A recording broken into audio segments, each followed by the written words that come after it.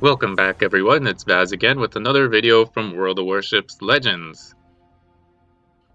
Today we have another video from my archive. This was from my third week of playing the game. And we are in the Acasta, the Tier 4 British destroyer. You saw briefly my commander on the screen there. It was a level 8 Jellicoe. And we are on a game of Capture the Base on Haven. This should be a fun game to comment on, as it was one of my first recorded games. Looking back on it, it wasn't as bad as some of my other earlier performances. No, the reason that I had this game saved was because it was the very first game which I cracked the 100,000 damage mark. Now this Acasta was fully upgraded, so it looked like I had played a few games in it previously. But being that I only had been playing the game a few weeks, I didn't have any destroyer commanders, it looked like, so I was going with Jellicoe. I think I had to do the same thing for my cruisers for a while there too.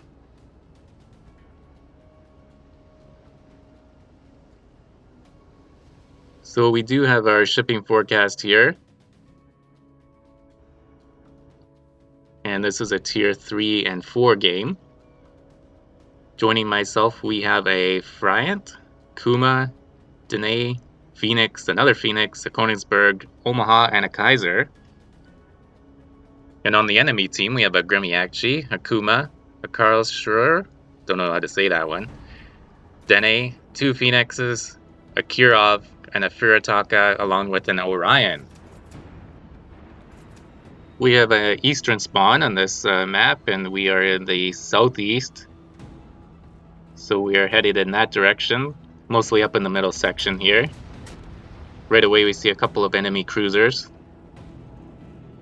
And one of our friendly cruisers is just booking it straight into the middle. I think he's been playing too many AI games. We're just trying to pick a torpedo target, it looks like. Our torps have a very limited range at 6 kilometers, so we do have to get quite close to torp anything. And it looks like our detectability is around 5.4, 5.5 or so. This is another one of those games where I am flying naked, no camouflage.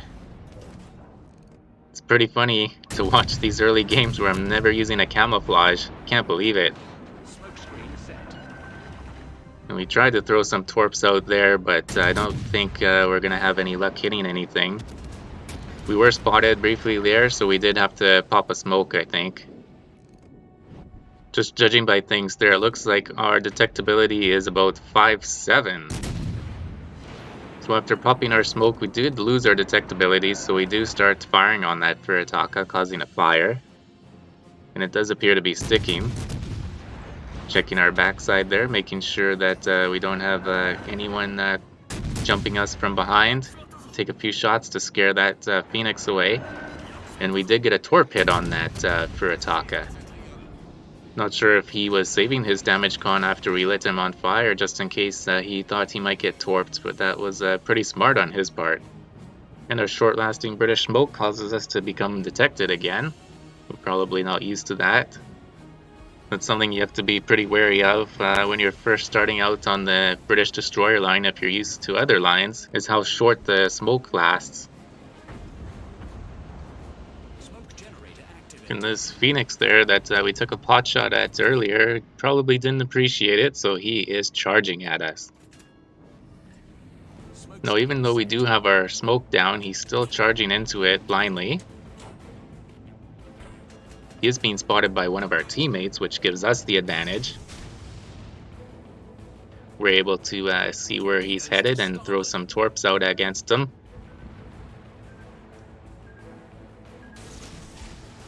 We put some torps well ahead of him as well, just in case.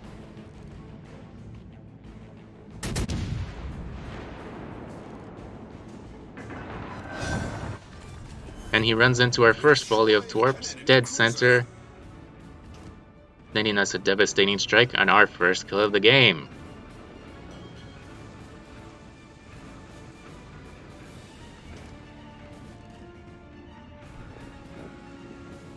Now we're just seeing if we might be able to help out our Phoenix against that Furitaka.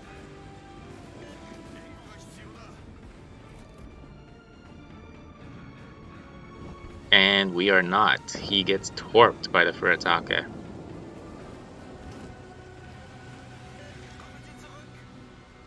He does look like he's either on fire or experiencing flooding damage. But it was ticking down very slowly, so we take a few shots at him there, and the flooding damage does finish him off.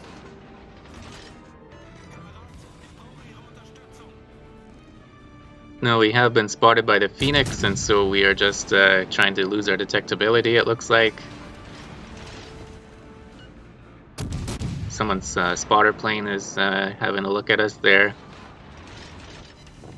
Trying to get back towards a teammate maybe to give us a hand.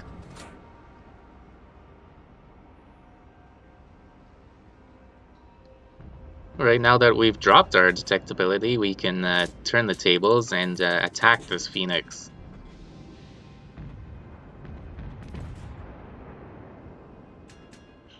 He does a 180 on us as well, and so that's going to work out perfectly. Now we know he's coming around this corner here, so we don't need to use our indicator. We're just going to launch those torps and assume that we're going to see him.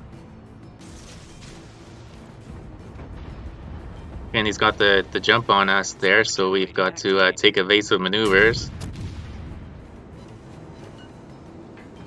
But he does keep sailing in a straight line. And whammo, we get him with our second volley of torps there for our second kill of the game. Problem solved, sir.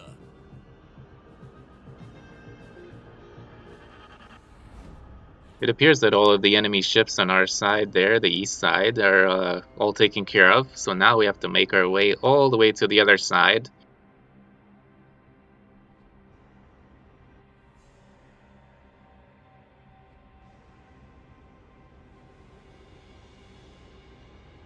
It's usually the case on the Haven map where there's a concentrated number of ships on the west side, and then there's a little less action on the east side.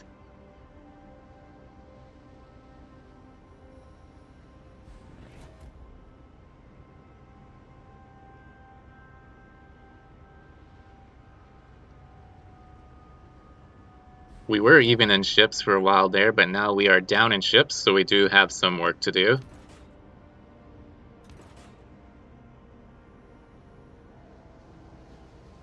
Not spotting anyone currently, but I do know there is a ship over there that just took out one of our ships, so I'm just going to head straight over to that direction and see what I can do.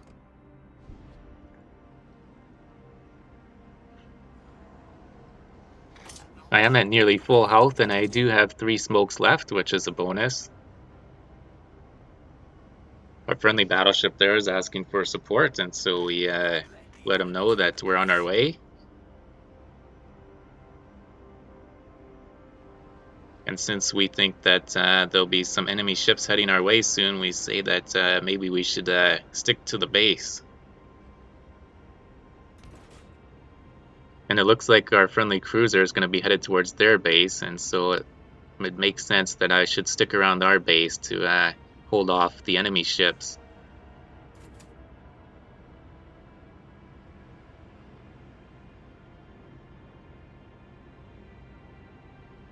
The British destroyer line is a pretty fun line to play because of the unique smokes that they have.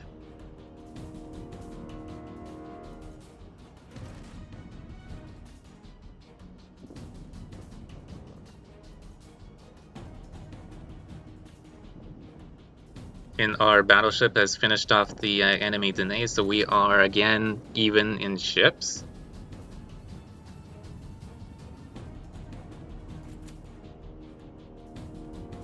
Unfortunately, because of the white sky and the white clock and score, I have no idea if the score is even or not and how much time is left in the game. I remember for a while there I was having to look at islands just to see how much time was left in the games and such.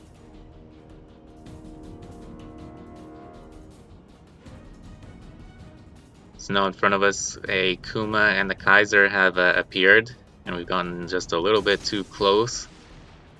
But we do have a bit of a beat on them, and so we do launch some torps. We think now that he's seen us, he's probably going to slow down. Generator activated. So we did launch some torps at that Kuma well behind him. Smoke screen Pop set. our smoke as a defensive measure, since we do have a whole bunch to use, why not?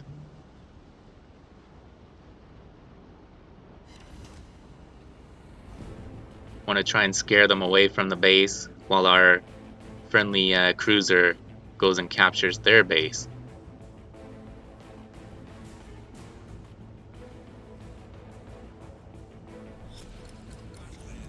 And one of our torps does hit the Kuma.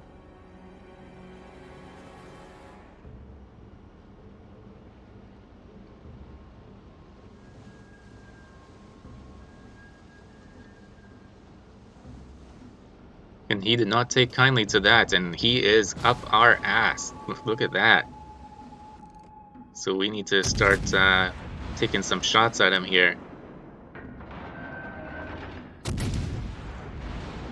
Now the guns on the Acasta seem to be doing quite well. Every salvo does about 1,000 damage on this Smoke Kuma. generator activated.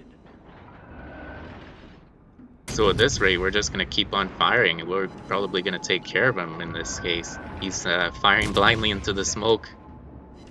Ooh, those shots are going off the map.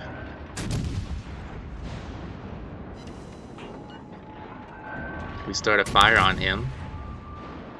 Somehow he's able to put it out right away. Let's have a fast loading damage control party. But we just stick with it, we keep firing on him, and we get our third kill. Also in that encounter, we ended up getting our high caliber medal.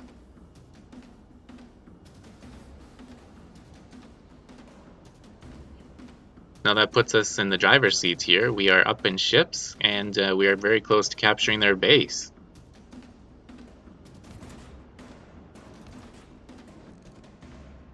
Oh, so the last ship that's in my sights now is the Orion. And since he's here all by his lonesome, there's no real reason for me not to just charge into him there. He looks like he's heading right for us as well.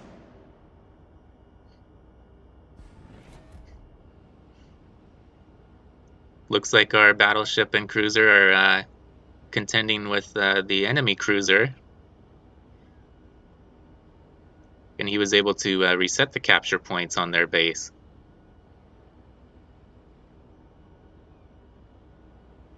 Now we're just getting a little bit too close to this Orion here. We're still able to launch some torps at him. We think he's probably going to turn in, and so we launch some behind him as well. Smoke We generator turn out and activated. drop our final smoke.